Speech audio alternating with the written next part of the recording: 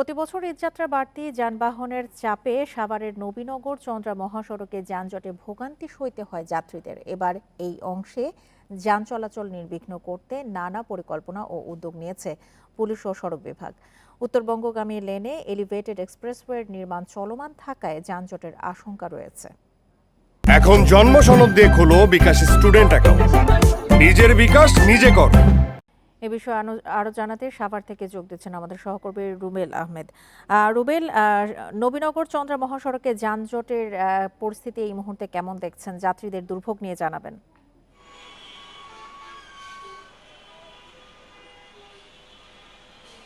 দেখুন, আমরা প্রতিবেদনটিতে যেমনটি বলছিলাম যে নবীনগর চন্দ্রা মহাসড়কের সোমবার ফিলিং স্টেশন থেকে বলিভদ্র পয়েন্ট পর্যন্ত ঢাকা আশুলিয়া এলিভেটেড এক্সপ্রেসওয়ের নির্মাণ কাজ চলছে। আমি এই মুহূর্তে আছি যে অংশে কাজ চলছে সেই অংশের নতুন ইপিজেড এলাকাতে। আপনি হয়তোবা ক্যামেরার মাধ্যমে দেখতে পাচ্ছেন যে উত্তরবঙ্গগামী যে লেনটি রয়েছে সেটি কিন্তু অর্ধেকে পরিণত হয়েছে, অর্থাৎ অর্ধেক অংশে এলিভেটেড এক্সপ্রেসওয়ের নির্মাণ কাজ চলছে এবং বাকি অর্ধেক দিয়ে উত্তরের দিকে কিন্তু যানবাহনগুলো যাচ্ছে। এখন পর্যন্ত ঈদ যাত্রা শুরু হয়নি।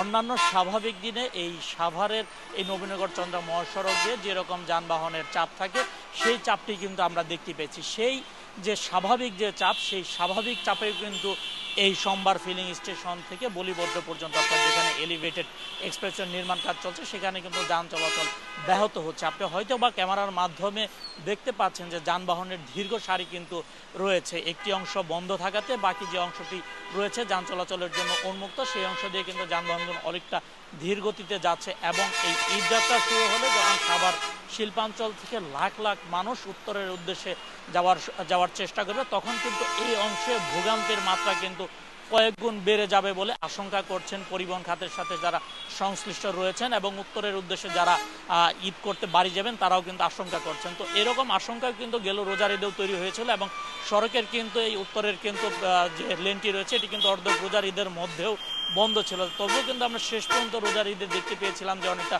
ভোগান্তি ছাড়াই এই এলিভেটেড এক্সপ্রেসওয়ে নির্মাণ কাজের চলমান যে অংশটুকু রয়েছে এই অংশটুকু কিন্তু উত্তরের যাত্রীরা খুব সহজেই পাড়ি দিতে পেরেছিল। এবং এবারও উত্তরের যে যাত্রীরা রয়েছেন তারা প্রত্যাশা করছেন পুলিশ প্রশাসনের সাথে যারা রয়েছেন, পুলিশ প্রশাসন গেল রোজার ঈদের মতোও যেন এবারের এই উত্তরের যাত্রীদের যাত্রা নির্বিঘ্ন করতে শেষ মুহূর্তে এসে যেন প্রয়োজনীয় ব্যবস্থা নেয়। এবং এই সড়কের যে সংস্কারের যে বিষয়টি রয়েছে যে ঈদযাত্রা নির্বিঘ্ন করতে, সেটিও কিন্তু মানিকগঞ্জ সড়ক বিভাগের পক্ষ থেকে এরই মধ্যে সংস্কার করা হয়েছে। মানিকগঞ্জ সড়ক বিভাগের যিনি নির্বাহী প্রকৌশলী রয়েছেন তিনি আমাদেরকে জানিয়েছেন ঈদযাত্রা স্বস্তিদায়ক করতে তারা এরই মধ্যে সড়কের যে ছোটোখাটো যে খানাখন্দ রয়েছে সেগুলো কিন্তু তারা এরই মধ্যে সংস্কার করেছে। এবং এই এলিভেটেড এক্সপ্রেসওয়ে নির্মাণ কাজ চলমান থাকার কারণে সড়কের যে অংশটিকে সরু হয়ে পড়েছে এই অংশটিকে পুলিশ প্রশাসনও খুব চ্যালেঞ্জ হিসেবে নিয়েছেন। তারা বলছেন এই উত্তরের যাত্রীদের ঈদযাত্রা নির্বিঘ্ন করতে ঢাকা জেলা পুলিশের প্রায় 1500 সদস্য সড়কে কিন্তু মোতায়েন থাকবে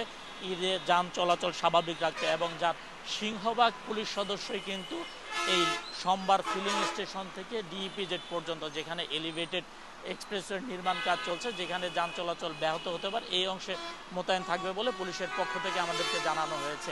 এবং আমরা রোজার ঈদে দেখতে পেয়েছিলাম যে এলিভেটেড এক্সপ্রেসওয়ের নির্মাণ কাজ যে অংশটুকু চলেছে সেই অংশে কিন্তু এই সড়ক বিভাগের যারা রয়েছেন তাদের সাথে কথা বলে জেলা পুলিশ কিন্তু কিছু সড়ক খুলে দেওয়ার চেষ্টা করেছিল। এবছরও কিন্তু জেলা পুলিশ সড়কের কিছু অংশ খুলে দেওয়ার চেষ্টা করবে, তবে কিছু অংশ নির্মাণ এলিভেটেড এক্সপ্রেসের পিলার নির্মাণ হয়ে যাওয়াতে যান চলাচলের জন্য খুলে দেওয়া হবে না।